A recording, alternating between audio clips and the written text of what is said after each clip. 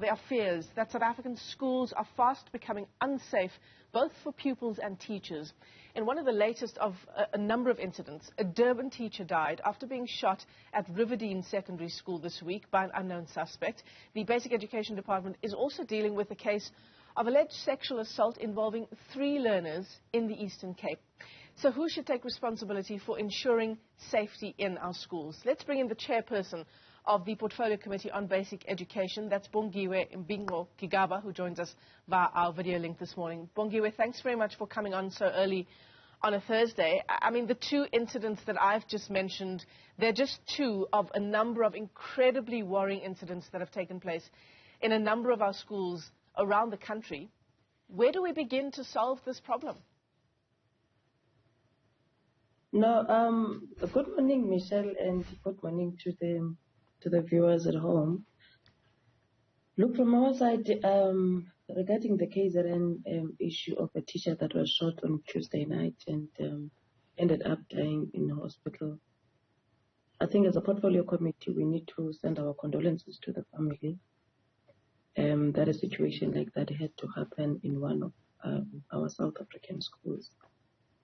And I must say that, like you have mentioned, it is a matter of concern now, because not only in KZN but around the country now, we are continuously getting situations where our teachers and even our pupils as well get to be shot and die in our premises.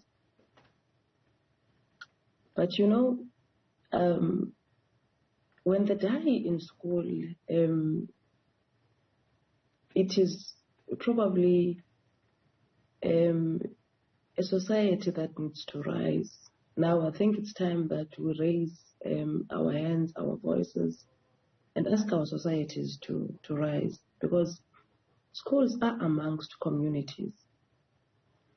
And you would expect our communities to stand up and rise now, so that we put an end to this. Our schools are supposed to be a place of safety.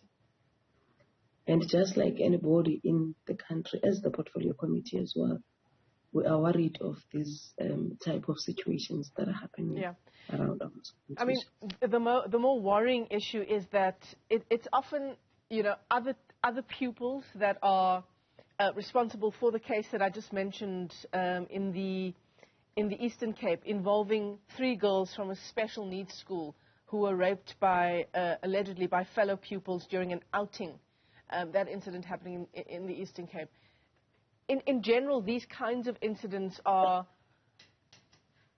particularly involving children, and I suppose this goes for gender-based violence cases in general in our country. It's involving people who are close to the victims, who are actually meant to protect them. Yeah, the incident of Eastern Cape as well, Michelle, it's one of those unfortunate, because these learners, our understanding is that they went for a school choir competition in Gqeberha, and then in the hotel they happened to be sexually assaulted by other learners. You know, it's an unfortunate, and I must say that to their families, that we are so sorry that something like that had to happen. And probably, like I know the MEC has promised that they would make sure that there are more people that look after these children. And unfortunately, it happened to be that it's a school of learners with special needs. Which we appreciate that the MEC has made sure that there would be more people that will be looking after these children moving forward. Yeah, Bongiwe, I just want to cut in there. Can I just cut in there? In this particular incident in the Eastern Cape, I mean, if you're going on an outing with students from a special needs school, the big question, I suppose, and certainly it will be the question for the parents of these 3 girls, is where were the teachers insofar as keeping an eye on these children? Were the teachers gone to the point where the sexual assault of 3 special needs girls could take place? Where was the oversight the adult oversight and supervision on a visit like this? Michelle, our understanding is that teachers were there. Look, I'm not sure of how was the sleeping, but these children were at the hotel. So obviously you'd expect that a child is in the hotel in the room. But of course you know how our kids are. Teachers would think that they are in their rooms and they are somewhere else and they are together. And I don't know in terms of fact how did it happen. So teachers were there, but I think teachers that were there were not enough to be able to supervise each and every room in the hotel. Mm. I mean, to my mind, if I was one of those parents, I would assume that there would be adult supervision in each room. A female teacher in the room with female girls, with girls. A male teacher in the room with boy children, just to ensure that there isn't that crossover. But Michelle, let us also try not to exaggerate this issue. Where on earth would you find a situation like that where you've got 30 learners, and you would have 30 learners 30 teachers in each room? Which type of school have you attended yourself that something like that is happening? Because it wouldn't be 30 teachers, would it?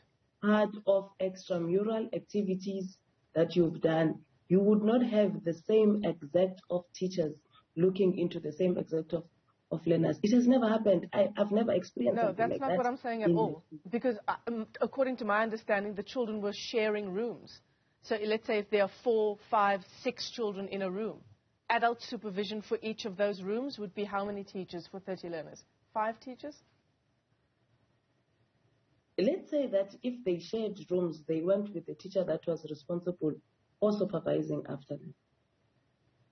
And let us assume here now that the teacher took it for granted that they are in the room and the teacher went to sleep as well, because a teacher is a human being as well, so she had to sleep as well. So let's say this incident has happened now, and the MEC is saying when these learners need to go for an outing again, I would make sure that I beef up the oversight, like you are saying. So that's a situation that we probably could have. And I mean, I'm not saying that there's anything wrong with the learners with special. It could have happened with any children.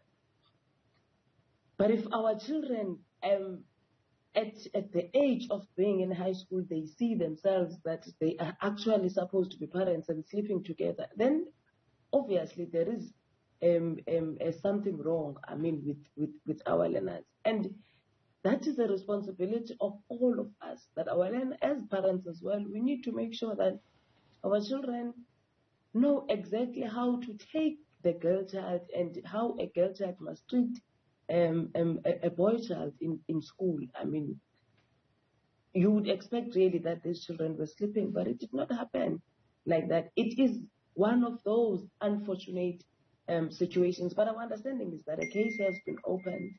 And of course, we are appealing that it's a case that needs to continue, and perpetrators will have really to face the consequences. Yeah. Look, Bongiwe, you didn't organize the trip. You weren't there on the trip, but you are the person that we're speaking to as the chairperson of the portfolio committee. And I suppose the hope just is that these are the kinds of questions we'll be asking the school, we'll be asking the MEC in the Eastern Cape for education.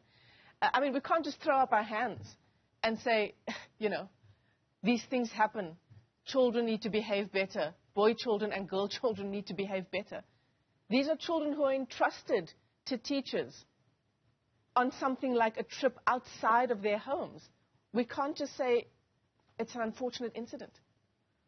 I agree that they are entrusted with teachers. But are you saying to me that you are suggesting that teachers are not human beings, are not supposed to be sleeping at night? Because teachers are human beings as well.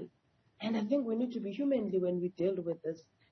Just like your children at home, you can have a boy and a girl child, and as a parent at home, you would think that they are sleeping. and they are engaging in something else. So let us not try to say, yeah, teachers are at fault. It's the teachers' problem. Teachers expected these children to be in a hotel room sharing, like you are saying, Michelle. And in a situation where children are supposed to be sharing a room, you wouldn't expect that there would be boys coming there and coming to rape a girl child which are sharing. You would think that they are sleeping peacefully, just like you would do in your own home. So I am saying here that let us not try in a situation, especially when a situation is like that, to want to blame and to blame a teacher, but rather, like the MEC is saying, let's try to find and to provide solutions. And I think that's what we need to do now. It's unfortunate the situation has happened like this, and there is no parent who is normal, or even ourselves at this situation, at the level of the portfolio committee, that would have wanted that children must go through that. You know, Bongiwe, as someone who's trying to look for solutions here, you know, one thing I would perhaps do if I was a teacher, and I have teachers in my family, so at no point am I saying teachers are not human and they also need to sleep. But you are responsible for those children. If you are a teacher going on a field trip, you are responsible for the safety of those children. Let's say a scenario here where there are 3, 4, 5 teachers on a trip like that. Why not rotate? Why not rotate and go and visit each bedroom where those children are sleeping to ensure that things are as they should be, that the children are safe? Yes, teachers need to sleep. The bottom line for me is that you know, teachers are responsible on a trip like that. I think this kind of attitude of just throwing our hands up just doesn't bode well for the kind of scourge of violence that we're seeing in our schools. My point just with our interview is that we need to push more to ensure the safety of our children. But we're out of time. Bongiwe Mbinqo-Gigaba is the chairperson of the Portfolio Committee on Basic Education, joining us there via our video link.